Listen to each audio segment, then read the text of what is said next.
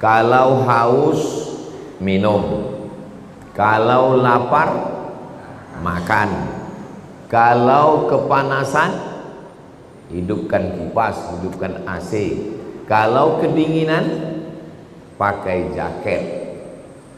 Selalu ada langkah antisipasi. Nah, yang mau kita hadapi ke depan ini apa? Yang akan kita hadapi nanti adalah yang pertama, sakaratul maut. Apa yang perlu kita siapkan untuk sakaratul maut ini? Banyak orang menghadapi pensiun udah siap. Saya Pak Ustadz untuk pensiun ini udah saya siapkan 100 pintu kos-kosan Pak Ustadz. Banyak betul Pak, baru pintunya aja Pak Ustadz.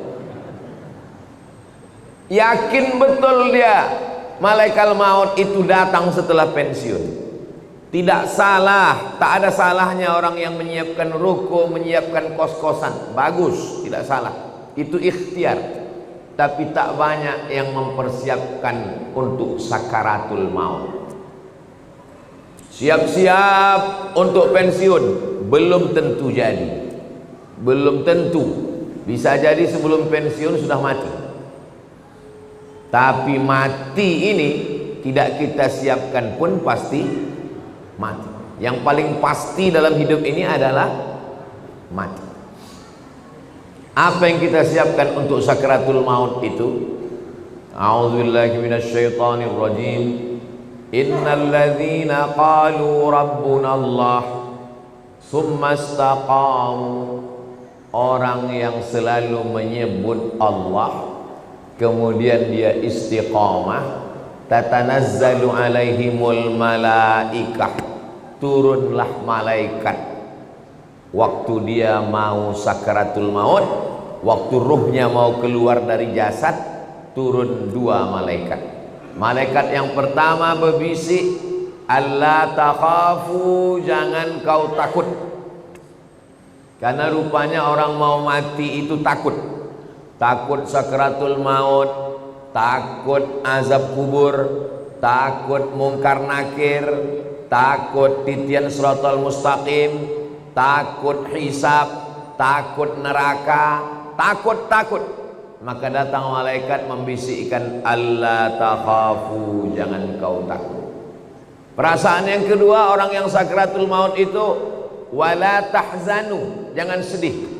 Rupanya orang yang mau mati itu perasaannya sedih. Sedih meninggalkan rumah, sedih meninggalkan anak, sedih meninggalkan bini, sedih meninggalkan BPKB, STNK, surat tanah, akte notaris. Sedih. Apa kata malaikat? Wala tahzanu, jangan kau sedih. Takutnya hilang, sedihnya melayang. Waktu itu hatinya kosong. Ketika itu malaikat membisikkan yang ketiga. Apa kata malaikat? Wa abshiru bil jannati allati kuntum tu'adun. Berbahagialah engkau mendapatkan surga yang dijanjikan Allah Subhanahu wa taala. Mudah-mudahan kita termasuk yang mati husnul khatimah insyaallah. Apa syaratnya? Apa syaratnya supaya kita dapat macam yang disebutkan dalam ayat ini? Syaratnya kata Allah, qalu rabbunallah tsumma istaqam. Istiqamah menyebut Allah. Bisa subhanallah, bisa alhamdulillah, bisa Allahu akbar, bisa la haula wala quwata illa billah. Afdalu dzikri fa'lam annahu la ilaha illallah.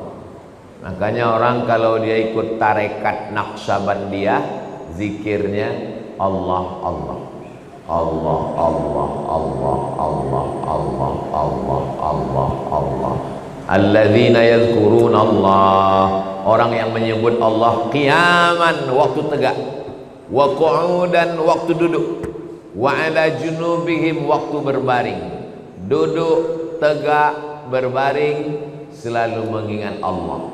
Itu makanya melihat wajah di cermin menyebut Allah. Allahumma kama hassanta khalqi fahassin khuluqi. Masuk masjid menyebut Allah. Allahumma ftahli abwaaba rahmatik. Keluar masjid menyebut Allah. Allahumma inni as'aluka min fadlik.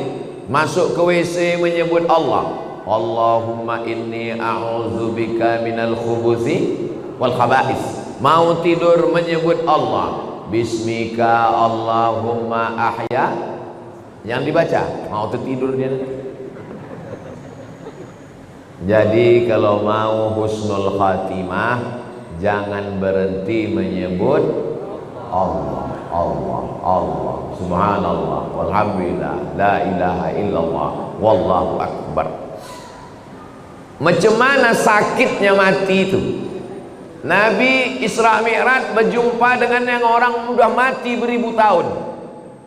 Sudah berapa lama kalian mati? Ribuan tahun. Macam mana rasanya mati itu?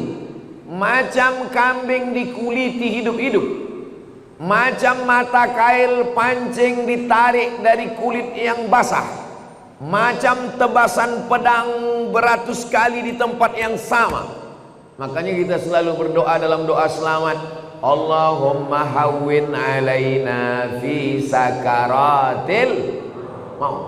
Ringankan kami waktu sakaratul maut. Tulis di YouTube itu Sakratul Maut titik. Nampak nanti orang yang mati, pembawa acara TV mati, orang sedang pidato mati, yang paling banyak mati orang yang sedang angkat berat, rupanya tak tahan jantung itu mati, orang sedang jogging mati. Nah, jadi mati ini kapan saja bisa terjadi. Apakah orang yang mati semalam itu sehari sebelumnya sadar dia mau mati? Tidak. Tiba-tiba aja datang kematian itu. Waja'a, datang dia sakratul mauti bil haq. Dia datang tiba-tiba. Hari ini kita usap kepala anak yatim, besok pagi kepala anak kita diusap orang sebagai anak yatim. Hari ini saya bicara mati, bisa jadi belum selesai tausiah ini saya sudah mati. Maka jangan pernah takut cerita tentang mati, karena kita semua akan mati.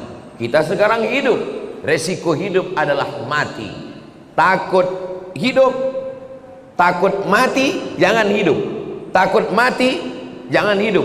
Takut hidup, mati saja. Karena ketika kita berani menghadapi hidup, berarti kita sudah berani menghadapi mati. Yang kita persiapkan itu adalah mati dengan husnul khatimah, insyaallah. Apa yang sering kita dengar, apa yang sering kita tengok, apa yang sering kita pikirkan, itulah yang akan datang waktu sakaratul maut.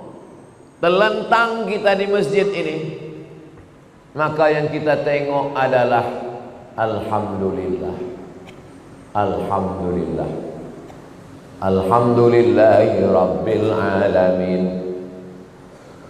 Itu maka kaligrafi ditulis di dinding. Supaya apa? Supaya mata menengok. Kalau bawa mobil dari Makkah ke Madinah, dari Makkah ke Jeddah, di pinggir jalan, subhanallah walhamdulillah, la ilaha illallah, wallahu akbar. Kenapa di pinggir jalan itu ditulis? Supaya kalau mati husnul khatimah. Beda tempat kita, di pinggir jalan yang tulis iklan es krim sama skincare. Makanya matinya bukan menyebut Allah, kredit. Apa yang sering kita dengar, apa yang sering kita tengok, apa yang sering kita pikirkan, itulah yang akan datang waktu sakaratul maut. Ada orang koma di masjid di Rumah Sakit Cipto Mangunkusumo Jakarta. Koma, belum titik lagi, masih koma, tidak sadar-sadar. Kata dokter, bawa orang ini ke rumah karena sudah tak ada harapan hidup. Ini tinggal menunggu aja lagi. Obat sudah tak ada sampai masanya mati ini nanti. Akhirnya anak istrinya pun dah menyiapkan mau bawa pulang ke rumah. Begitu mau dibawa pulang ke rumah, tiba-tiba duduk dia. Dokter pun terkejut, anak bininya pun terkejut. Kok sadar dia lagi? Akhirnya ditanyalah orang ini, "Bapak kan koma?" "Iya." "Di dalam koma itu apa yang Bapak rasakan?" "Aku tak ingat apa-apa." "Terus kenapa tiba-tiba sadar?" "Tiba-tiba datang Ustadz Somad." "Apa kata dia?" Ditanyanya saya, "Kapan kau buat tablik akbar?" Akhirnya saya pun terduduk. Pokoknya nanti kita buat tablik akbar di kampung. Akhirnya dibuatnya lah acara di tepi Danau Maninjau. Nama acaranya Pulang Basamo.